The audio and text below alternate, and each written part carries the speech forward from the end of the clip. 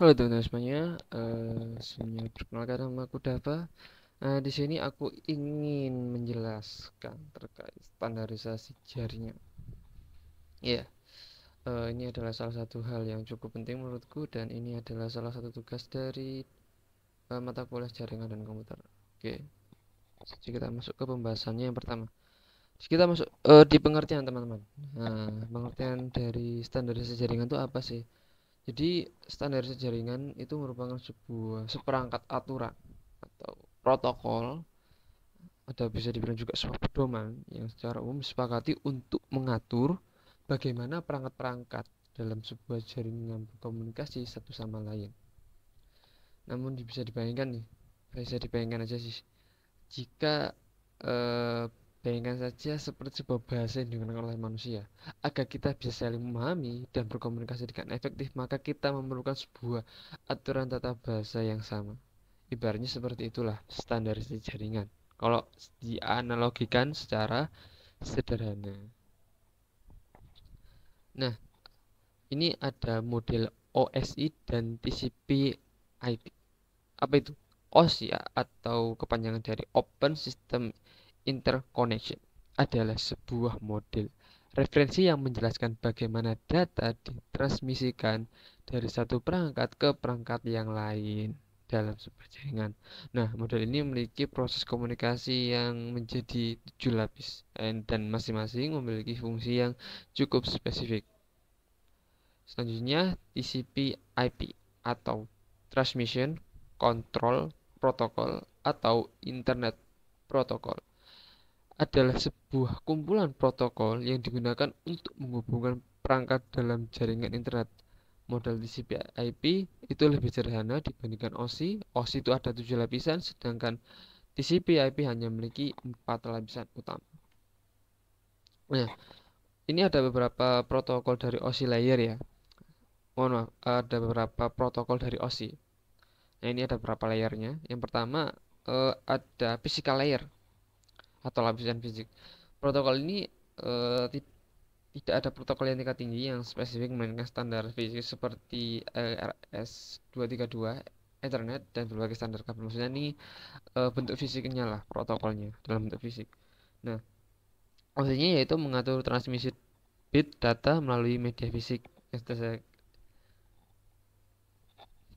yang seperti saya katakan yaitu ada kabel, fiber optik dan wireless. Kemudian ada lapisan jaringan atau network layer. Untuk protokol di sini itu seperti IP atau Internet Protocol, ACMP atau Internet Control Message Protocol, IRP, Address Resolution Protocol. Nah, fungsinya sendiri itu dapat mengarahkan paket data dari sumber ke tujuan, memecah data menjadi paket, dan memberikan alamat logis atau IP address. Yang selanjutnya yaitu lapisan transport atau transport layer. Untuk protokolnya sendiri ada TCP yaitu Transmit Control Protocol dan UDP User Datagram Protocol. Fungsinya apa? Yaitu mengatur koneksi antar aplikasi, memastikan pengiriman data yang handal untuk dari TCP-nya atau tidak terlalu peduli dengan kehandalan atau dari UDP-nya.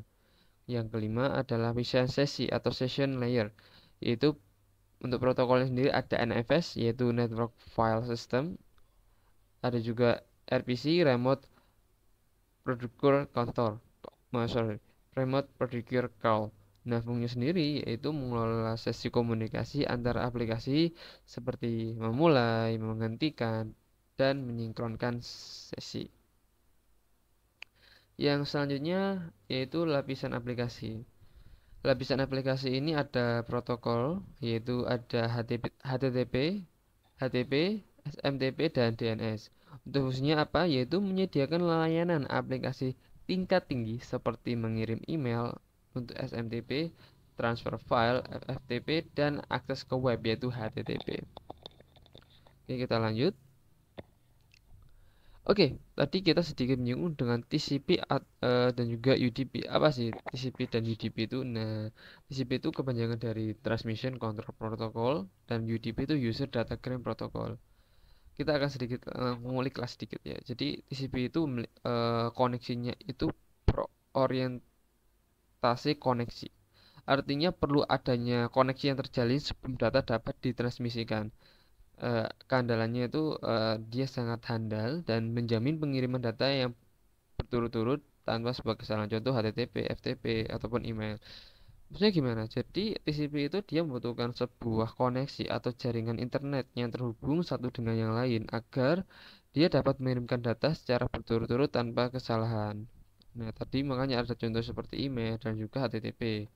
Satunya ada UDP. Nah, koneksinya UDP ini tidak berorientasi dengan sebuah koneksi. Artinya data dapat dikirim tanpa perlu membangun sebuah koneksi terlebih dahulu. Tidak terlalu handal dan tidak menjamin pengiriman data berturut-turut dan bebas dari kesalahan. Terus untuk contoh penggunanya yaitu streaming video, VOP atau game online. Nah, maksudnya di sini gimana? Jadi UDP itu tidak tergantung banget lah dengan yang namanya jaringan atau internet gitu. Tapi ya di sisi baiknya dia tidak perlu jaringan atau internet dalam mengakses apapun. Namun yaitu dia tidak dapat menjamin pengiriman data itu benar-benar se-clear atau sebagus saat dia itu terhubung dengan sebuah jaringan seperti itu. Nah, di sini ada beberapa protokol jaringan yaitu HTTP tadi yaitu Hypertext Transfer Protocol, yaitu protokol yang digunakan untuk pengiriman halaman web dari server ke browser. Ada juga FTP, File Transfer Protocol. Ini digunakan untuk mentransfer file antara komputer, DNS atau Domain Name System, menerjemahkan nama domain misal seperti URL yang tidak valid itu dapat dapat dan menjadi alamat IP. Ada juga Telnet, protokol koneksi jarak jauh yang tidak aman atau sudah jarang digunakan. Jadi Telnet ini sudah jarang digunakan ya untuk protokolnya sendiri. Nah, di sini ada protokol keamanan. Untuk protokol keamanan sendiri itu ada HTTPS. Berbeda tadi yaitu HTTP ya. Di sini tuh Hypertext Transfer Protocol Secure. Nah, di sini ada secure atau keamanan di sini. Jadi versi aman dari HTTP untuk menggunakan sebuah inskripsi agar melindungi komunikasi antara web server dan browser. Jadi HTTPS ini itu adalah secure-nya. Jadi di sini tuh tingkatan lebih atas dari HTTP tadi. HTTP tadi kan tidak ada S-nya yaitu sebagai security-nya atau keamanannya lah. Itu ada TLS yaitu Transport Layer Security. Penerus dari SSL atau Secure Socket Layer. TLS digunakan untuk menginskripsi koneksi antar dua aplikasi. Jadi jika ada dua aplikasi yang saling terhubung, TLS berfungsi untuk menginskripsinya agar tidak mudah kena serangan seperti itu. Kemudian ada IPsec yaitu Internet Protocol Security, sebuah suite protokol yang memberikan keamanan pada tingkat jaringan termasuk inskripsi, autentifikasi, dan integritas data. Jadi, IPsec ini digunakan untuk mengamankan sebuah jaringan agar nantinya jaringan tersebut itu eh, lebih aman dan para eh, tangan-tangan yang nangkal itu tidak dengan mudah lah untuk mengetahui apa yang terjadi pada jaringan itu atau siapa saja yang terhubung dengan jaringan tersebut. Yang terakhir ada VPN, yaitu Virtual Private Network. Nah, mungkin teman-teman udah pernah atau sangat kenal lah dengan VPN karena di sini tuh fungsinya pribadi itu membuat koneksi jaringan pribadi yang melalui jaringan publik seperti internet. Jadi dia akan membuat sebuah private jaringan khusus hanya untuk kita atau tergantung dari settingan yang kita gunakan. Pentingnya standarisasi dalam jaringan komputer. Nah, standarisasi ini cukup penting teman-teman ya, yaitu yang pertama ada interoperabilitas, yaitu perangkat dari berbagai vendor, misalnya seperti router, Cisco, Switch, Hub, dan komputer Apple dapat saling berkomunikasi dan bekerja sama dalam satu jaringan. Maksudnya di sini itu setiap perangkat dari vendor-vendor yang berbeda itu dia dapat bekerja sama dan berkomunikasi dengan baik dalam berbagai macam jaringan dalam satu jaringan yang sama. Contoh ya kalau pakai satu WiFi bisa saling berkomunikasi gitu walaupun berbeda perangkat dan berbeda vendor. Selanjutnya ada efisiensi yaitu para pengembang perangkat jaringan tidak perlu lagi menciptakan protokol mereka sendiri dari awal.